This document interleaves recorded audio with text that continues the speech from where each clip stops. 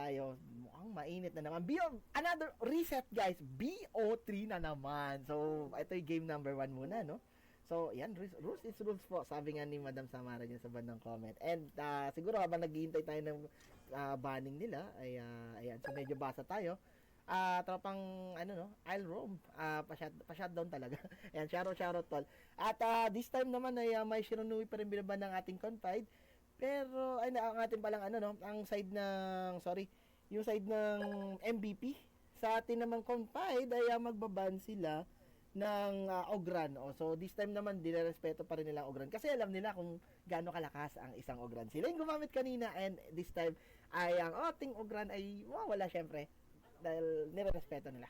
So inulit ko lang yun. Tapos uy, interesting, mukhang amoy na amoy kaibigan na napakalakas ng Marco Polo kanina kaya binanto ng side ng ating MVP. Mukhang gumagawa ng assignment ang ating MVP dito. So sa ating other side, Dolia ay ibaba naman dito ng ating confide.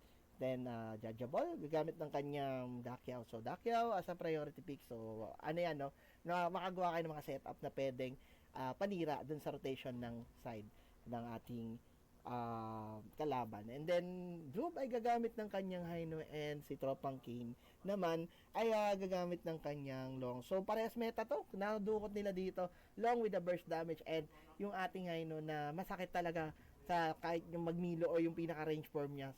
So sa atin naman dito sa side ng MVP 3 ay gagamit ng kanyang Arlie and Virgosa sa kanyang Angela. Guys, Angela no. So interesting enough din para makita natin ang isang Angela for the first kumbaga sa first 3 picks dito. So ano yung tinatago ng isang MVP para piliin muna ang Angela before nila piliin yung iba pang role.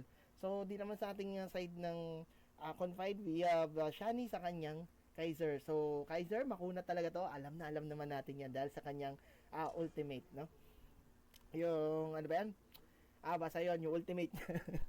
So, dito naman sa ating side ng pula ay magbaban sila ng Alain. So, Alain kasi, medyo nakakapesta yan sa ating mga squishy heroes. Maaaring yung Hino natin or yung ating marksman. So, inalis na nila. And, nakita nyo na guys, gumagawa talaga ng assignment yung ating MVP. This time naman, Charlotte ay aalisin ng side ng MVP. Napakagandang pagpili dito. Knowing na yung ating Charlotte ay napakalakas din talaga. Doon naman nagpipili dito ng side ng kumbaga yung ating ban sa ating confide and then Sang Fei naman din ang sisira dito. O kumbaga yung ating pipiliin sa ating side ng MVP.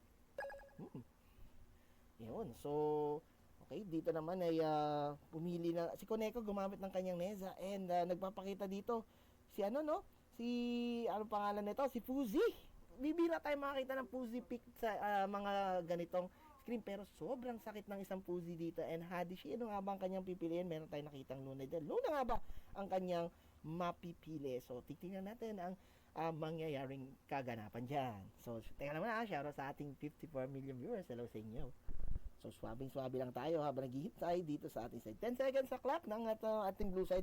Mukhang pinag-iisipan pa rin kung ito nga bang dalawang to ang pipiliin. So, Fuzi and Luna has been locked in mula sa side ng MVP. Then, Super Kero na lang ang natitirang hindi nakapili dito. So, meron pa tayong isang missing which is yung mage natin.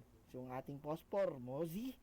Actually, pag pinili nila tong Mosing to, pag marunong tong Mosing na to, meron tong huhulihin. Meron tayong Lunang mahuli. Meron din yung hulihin yung natin. Actually, yung Dream minsan pwede mahuli yan. Kailangan niya lang yan ng proper position. Pag nahuli niya na matatanggal na yung payong, talagang tapos ang usapan, babay Arlie talaga. So, ganun. Okay, so, tingnan natin kung yan talaga. Pero, pinili niya ang isang Liu Shan dito. So, parang hinayaan niya lang muna parang ginawa niya lang muna bakod na naman, Bakod na naman, kaibigan, para lamang din syempre sa zoning capability. Malamang dito sa side ng ating confide. So, tara, pakilala lang natin sila dito.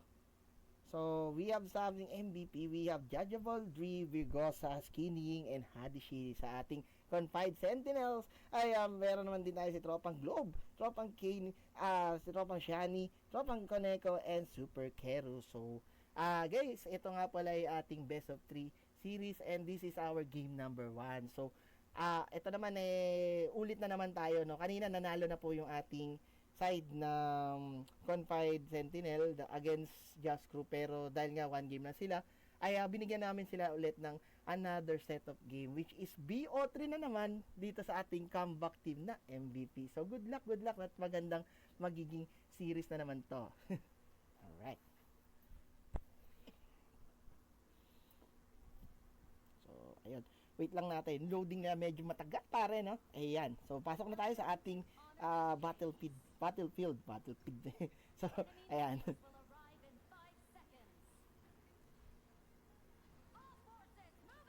Okay, so ito na yung mga tropa natin na pumapasok na dito sa ating laro. So punta muna tayo sa ating mid lane, kaibigan. So lagi ko na sinasabi dito sa ating stream, mid lane is talagang priority nating tignan. Dahil dito kadalasan nagmumula yung rotation. So una pa lang, no, Judgeable nagkanap kagad ng kalaban. Nagamit yung kanyang portal pero wala siya makikita. Super Kero ay tumutulong na dito kay tropang Globe. So ayan. So, sa bandang baba naman, harasan lang sila dito, Long and yung ating early. Sa bandang itaas naman ay interesting yung ikot dito ng isang Hadishi. So, ganito yung ginagawa naman nila dito. And yung ating mga baboy ramo, tinanggal na kagad ng ating side ng yung MVP, no? So, tingnan nyo naman kung ano yung ginagawa ng natin, side ng pula. Itong ating Confide, mayroon tayong naaamoy na invasion play. Napakabilis din talaga ng isang yung Yushan na makipag-clearing kasama pa ang isang Haino dito. Pero maiipit natin si tropang Super Kero dito. Grabe yung mga stand dito. And yung balibag niya ay makapagpabuhay sa kanya. Takbo, Super Kero, takbo. Yun nga. Uy! Muntik na pare. Muntik-muntikan lang. Kulang na sa dami. Pero yung ating Jajabal, medyo naman lang nakagamit pa siya ng heal. Globe, gumamit ng kanyang melee farm. And wala naman din magiging casualty. So, munti ka na, kaibigan. Pero itong ating Fuzi ay nandito sa may bandang Gedli, So, yun. Wala naman magiging magiging casualty nga. So, ito yung tropang drill. Uy, napakagandang pagpunta rito sa bandang Gedli. Hadishi, gumagamit ng kanyang mga dashes and out lang muna. Mukhang, eto na si Shani, no? So, parang kunat talaga ng isang Kaiser dito dahil sa kanyang invincible na ulti. And doon, sa bandang top lane. Kuneko, medyo kinukutongan ng isang Pusi dito. So, sinasabi natin na masakit talaga isang Pusi at palong-palo yan pag nagkaroon talaga kahit ng kanyang first core item. So, kumbaga 1-0 na, kaibigan. And tamang farmer lang dito, kaibigan. So, visions, then out lang muna. So, nakita na nung ating yung tropang Jajabal, ginamit niya sa damo ulit yung kanyang portal. May vision kasi yon. So, magandang bagay. Long, pinapalo and mamumulan ulit sa bandang Yendi. Super Kero ay mapapadaan sa 4 na member ng ating side ng MVP. So, nadamuan, kaibigan. Medyo naging out position ang ating Lucian. Though, hindi naman din hindi na rin naman masama dahil nga tank naman si tropang Lucian. Nagulat lang siya. 4 ang sasalubong sa kanya. Talagang homecoming, kaibigan, pabalik dun sa base ng ating side ng red. So, dito naman, pare. Uy, teka muna, sneaky pinasok dito ng dalawa, mukhang kokotongon, papaluin siya ang isang Pusi dito, gumamit nga lang ng flash, and susunod pa si tropang Kaneko. Syempre yung mga ningas nito ay sinusubukan patayin siya, pero kukulangin nga lang yung damage. So, uy, teka, Super Kero, makikita yung ating Luna dito, and uy, meron pang isang globe dito, umabang dun sa may bandang Gedli, pero ito na yung ating Angela, napakagandang pag-zone out gamit ang kanyang ultimate. Di porket nandito mama ay hindi na maganda, yun ay way para makapag-zone out ang isang Angela dito. Syempre, walang naging casualty dahil doon sa pangyayari. So, 30 seconds na clock para sa ating Overlord and ating Tyrant. So, nakita na to si tropang Globe. Binaton na naman ng portal doon sa may bandang damuhan. So, ito ating bottom. Kaya muna siya ni medyo nakikita ang isang dami din ang isang Angela. Mukhang Super Kero, galit na galit.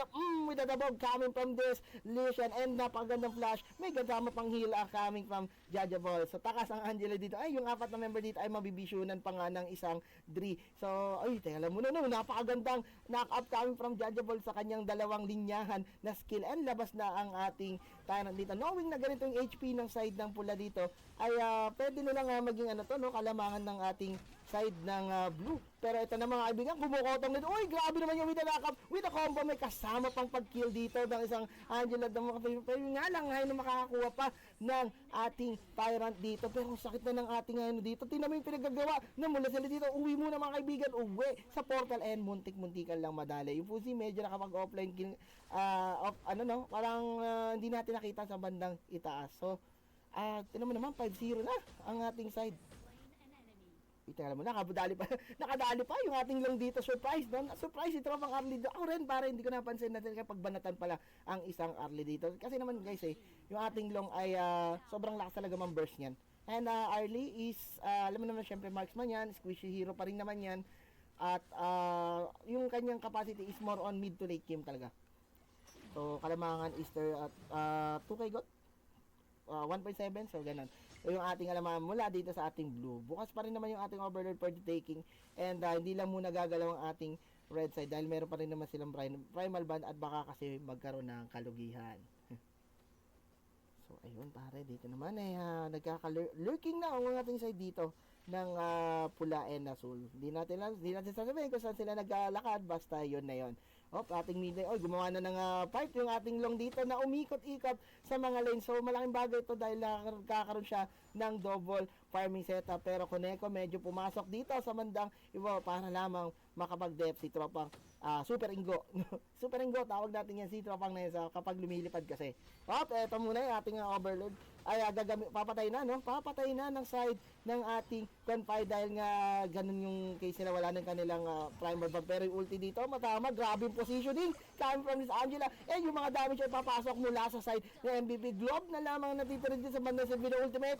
Medyo gigit na ka dito tropa. Mukhang dadalihin ka na members and triple kill ng ating Luna. Mukhang ating Fuzi. What tapang na matapang even inside the turret. And buhay siya, sobrang kunat ng isang Fuzi. Apat ang patay dito sa side ng ating Confide. Sa bandang baba naman ay Tropa Mondri medyo nakapag-TP, gumamit ang kanyang mga portals para makapag-dep dito. Yung mga overlord naman, yun nga lang makukuha to ng isang Hino kanina and kailangan pa rin nilang i-dep to. So which is okay lang din naman, kaya naman, napaka-early pa lang din naman nito. So ito na ating midnight. So ito na yung bottom natin, pwede na ito ma-push ng side ng ating blue. So safe na safe, wala po siyang magiging pag-dep. So, ito na, paano mga missing action na naman mula sa side ng ating pula. Globe, medyo gumamit ng kanyang first skill dito para lamang makapag-leash or makapag-damage dito. Poke lang muna sa side ng ating asul. Globe, medyo papasukin dito, napakatapang ng side dito, pero Globe ay papasok dun sa bandang gitna yung kanyang ultimate, yung kanyang position, yung ating Angela, napakaswabe, walang gumagalaw sa kanya, yung kanilang backout, ang kanyang magiging depensa dito, pero yung ating Kaiser dito, nagwawalan dito, may Nessa pang kasama, yung ating likod, yung ating Angela gusto, pero yung ating addition, napakagrabe yung dash, unstoppable na siya dito, yung tatlo, mahabol sa dalawa, tatlo sa dalawa, mukhang Gosa ang gusto ng tropa ng ating Confide, yung ating side addition na lang natitira, mukhang ubos ang side ng MVP with an ace kill coming from this Confide Sentinel. Grabe yung pinapakita ng ating tropahan dito, gigil na gigil, no? Pero titignan mo maigan, sabi natin yung bumaba yung nila, no, yung gold lead ng ating blue, pero lamang pa rin, nakalamang pa rin sila dito. So maswerte na lang din yung blue natin, walang objective for the taking yung magiging ganap ng ating side ng Confide. So basag na ating baba, no, nabasag na ng ating long, so safe na rin. So yung pinaka-objective nila nakuha, yung Torres sa baba. So, bandang taas. So, alam muna, Skinny Ying ay susubok pasukin ang isang connect. Uy, may ating parang tali para hindi tumama. Muntik-muntikan lang. And, yun.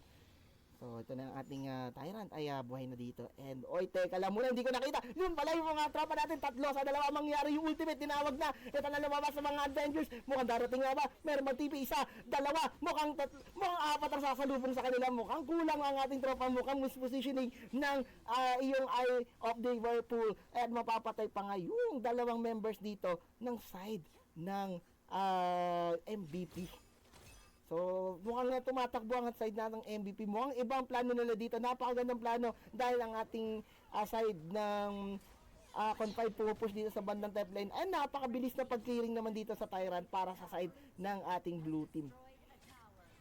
So, kita nyo naman kung paano naging palitan nila, kaya pantay-panay silang gold. Pero tingnan nyo naman, yung push dito, hindi pa tayo tapos. Tapos sabi dito, and pupush pa rin natin yung ating side ng taas. Pero yung Angela, tingnan mo yung position ng Angela, napakasahid. Sinasaktan na yung side ng ating red. Takbo, mga red, takbo, mga red. Ito na yung Angela, with a stun sa pool ng super carry and binugahan ng dragon dito na kulay aswell. Dito na yung tropang Hadishi, and ito na, super and go. Mukhang gusto niya yung Arlie dito. Yung ating Arlie sobrang nasasaktan dito, yung mga ningas-ningas yung passive from Koneko, pero ito si tropang Hadishi with dash in, with dash out, may kasama pang pagpalo sa isang long dito. Hadishi takbo dito sa bandang Gedli. Shani ay hindi naman ko-connecta ng kanyang skill. Muntik na si tropang Hadishi, pero syempre safe na safe ang isang Luna dito. So, okay, so this time naman ay palabas na yung secondary natin ng mga objectives. So this time yung Overlord is enhanced at ang ating Tyrant.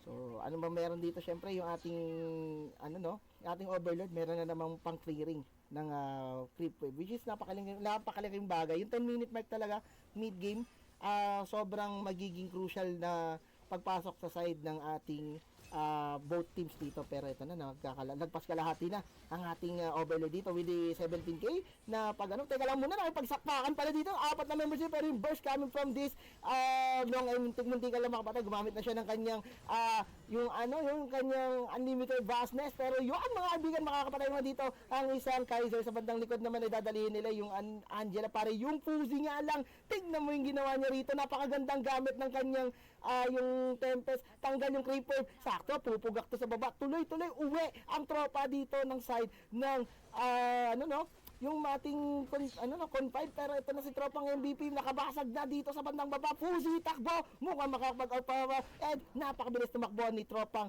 Tandang Lolo, and babay muna siya dito sa bandang ibaba. Dito naman sa bandang mid-leg, Globe, tinarax out, and yun nga lang, Globe ay makaka-regen naman. Grabe yun.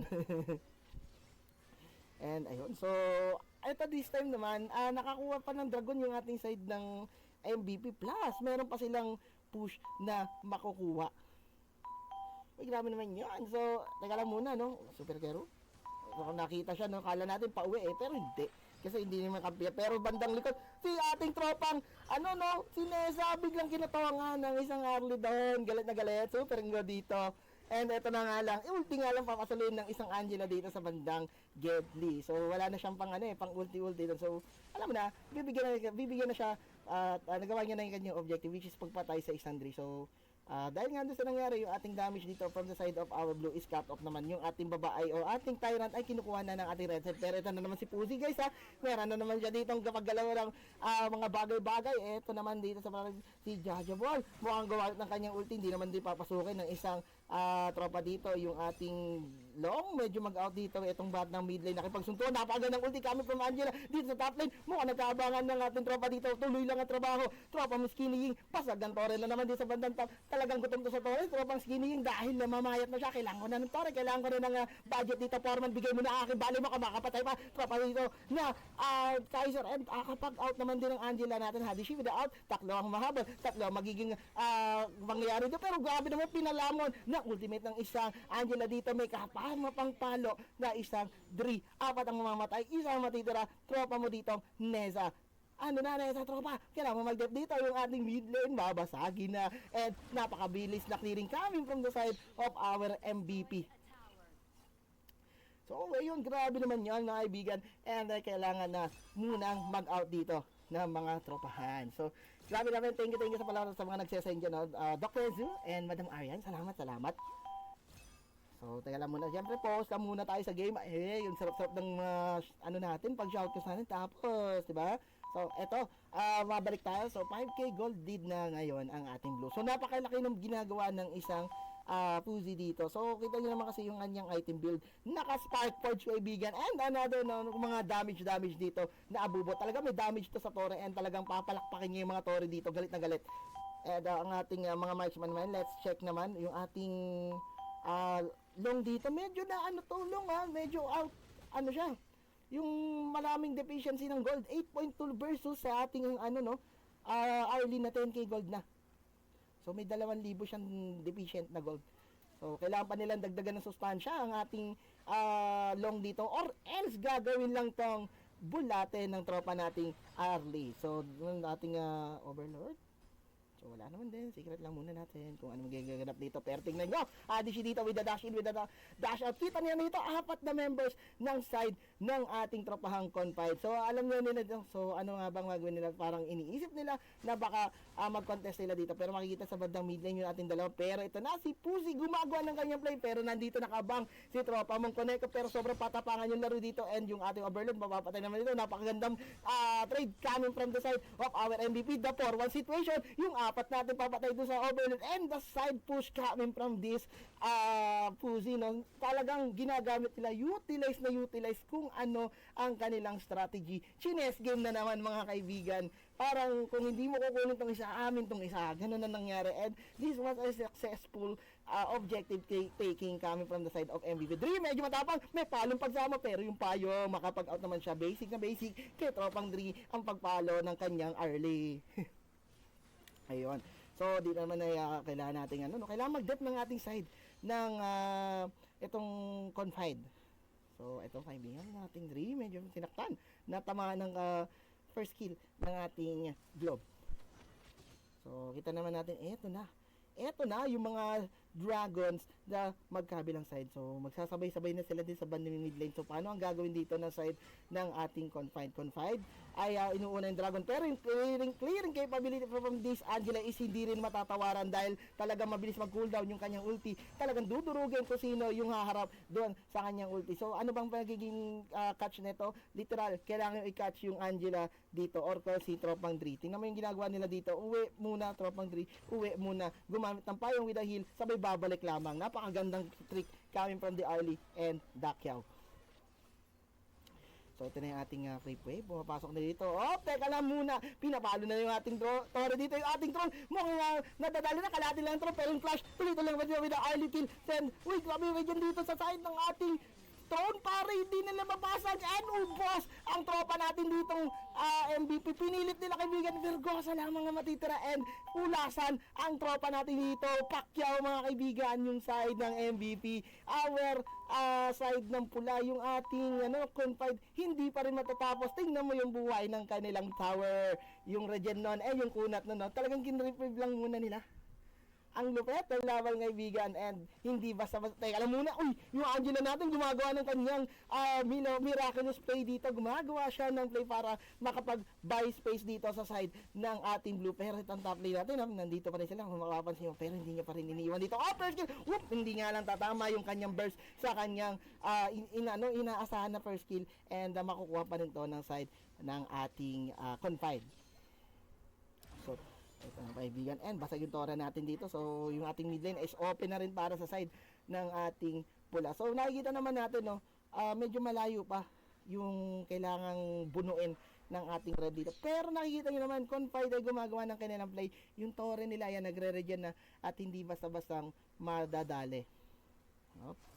Si Long natin, Long ay naglalakad sa kitang-kita to kaibigan, pero mukhang huli nila dito this time. Virgosa, napakagandang combo, pero yung kunat ng isang Virgosa ay hindi pa rin pala natalap dahil daling-dali pa rin ng isang Koneko dito. Yung ating skinny mukhang dito nakikipagkulitan naman sa side ng ating red. Napakabilis ng kanyang pagtakbo dito, pero yung kanyang damage mukhang tatlo ang papalo sa kanya sa pulka ng ating Dragon dito. Koneko sobrang bilis, manakbo naman, pero vision dito kitang-kita early, hinahabol ng ating tropang Dre and merong resurrection dito magaganap. Mukhang sabog pa din ang isang Nessa dito. So 3 sa isa ang mangyayari. Nice buy time pa tropang Koneko and ayun 3 mapapatay dito sa side ng ating MVP. So dep lang muna ulit ating side ng MVP and yung ating Overlord nininingasan at sinumulan na ng ating side ng Confide.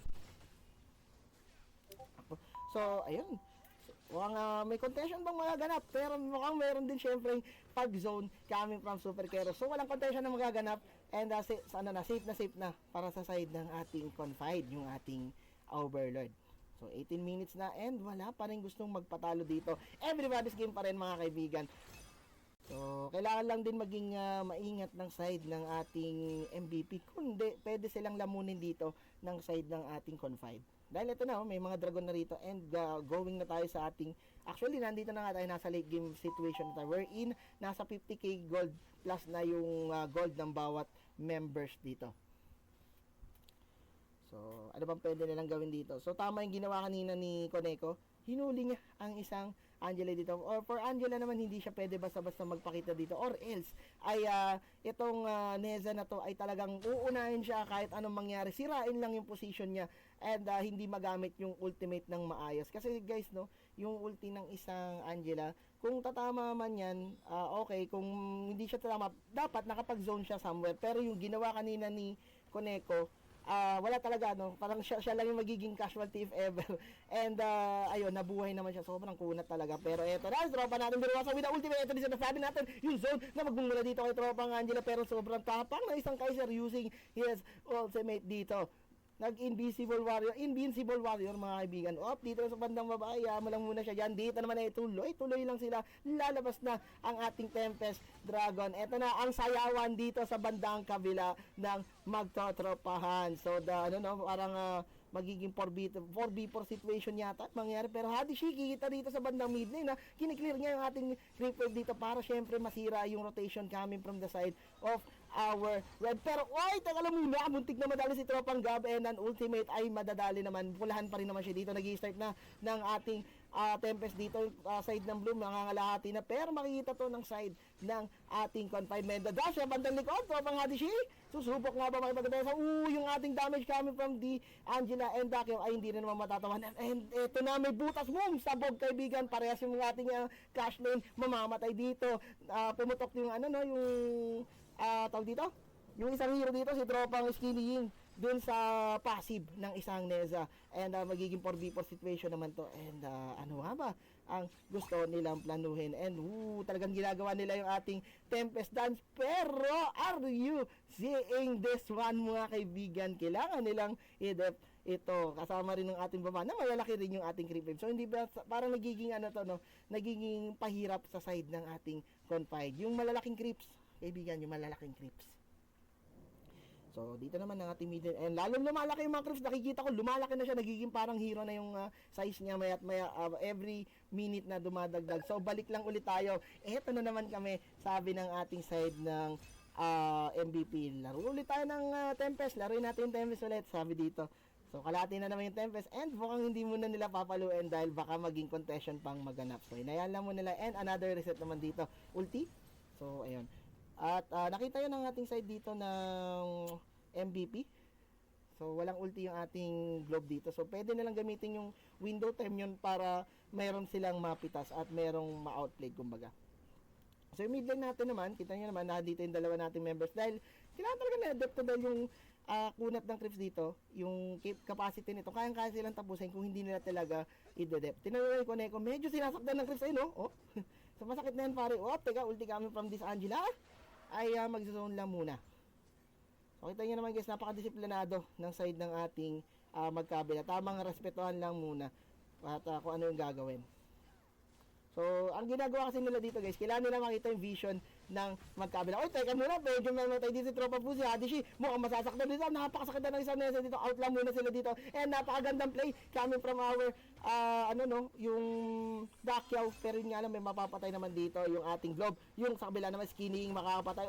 Yung ulti coming from the Angela. And tanggal din ang ating jungler user. Yung ating Kaiser may kasama pang pag-kill sa ating Tempest mula sa ating blue side. Pero yung green natin, medyo nasasaktan naman dito. And mukhang mag-out lang muna siya. Yung ating naman Angela ay talaga namang makikitaan mo. Yung positioning niya is best na talagang hindi siya mahuli ng magkabilang tropahan dito. So kita nyo naman yung Bergosa natin guys. Hindi, Angela to pero hindi nila mahuli basta-basta. Nakakapanakit pa. Yung kanyang ulti nakapag-zone, yung ating second skill talagang sisira na ngayong flash dito. So nakita nyo yung ginagawa nila strategy. Ang strategy nila kasing ginagawa dito is yung parang sinesegue nila yung kabila, creep wave na maayos, and then kukuha sila ng yung Tempest, no? Kung makikita, actually lumabas naman na yun sa ibang laro, no? Yung ating Lord Dance, yung Tempest Dance naman dito, yung sinasabi natin. So, ito na yung ating mga Tempest, yung ating mga Dragon dyan, ay papasok nito sa bandang mga lanes. So, Dre, sumusubok makipagtsatsahan. Muntik na, nasasaktan na si Tropang Shani dito. And, ito na si Tropang Shani. Medyo na, si Skinny Ying pa, si Shani. Si Skinny Ying pala, yan, nagpapakita na dito. Kita nyo naman yung kanyang bakal na shield, no? Ay, talagang bineflex niya rito sa side ng ating, yung confide. So, kailangan nilang mag-ingat dito. Ating Dre, medyo tumatabang dito. Uy, muntik na pare. Nakita mo ba siya? Ito na rin yung ating Nessa. Pumasok na sa isang early. Sa bandang likod naman may madadali. Koneko, hindi pa naman mapapatay. Yung Tore pare, na-distracted na mukhang pwede na focusing dito ng side ng ating blue. So, MVP ang mananalo this time. So, nakita nyo naman, binasok na nila kaibigan. Nadi-disrupt na yung Tore. Ayan na, natapos na rin. Ayun, so nakita nyo yung Dre is dinali doon, so hindi na nadali Angela. So yung Angela ay nakapagbigay ng space na maganda. So 13.3 MVP pa ang isang Virgosa. So tamang-tama yon para sa kanyang ginawa. MVP talaga. Pero bossing, game 1 pa lang yun Oh, Game 1 pa lang yun. Game 1 pa lang yun. Oh,